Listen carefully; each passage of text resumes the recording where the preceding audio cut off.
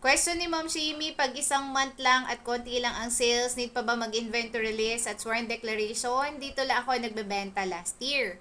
So again, ito ulit si Mami Chris, ang mga contents ko dito ay tungkol sa BIR ng mga online seller at paano maging seller dito sa TikTok and sa Orange app. Kung gusto niyo ng mga ganitong contents, follow niyo lang po ako.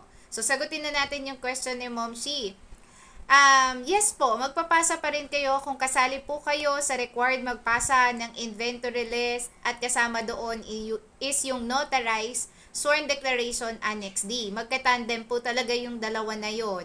So, kasali po kayo sa magpa-file kung kayo ay retail. Ayan, tignan nyo po yung line of business nyo sa COR, katapat ng PSIC.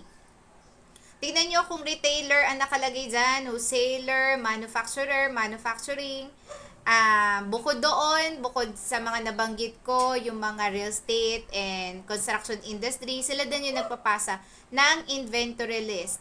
So, check nyo po yung line of business nyo. Kapag pasok kayo sa mga nabanggit ko, magpapasa po kayo. At kung registered kayo ng 2024, kasama po kayo sa magpapasa. Kasi yung ibang mga registered ngayon pa lang 2025, hindi nyo pa po kailangan magpasa ng inventory list kung 2025 pa lang kayo registered. So, yun lang mga moshi. Kung may mga question, suggestion, and correction, i-comment nyo lang po dyan para masagot natin lahat. So, yun lang. Bye-bye.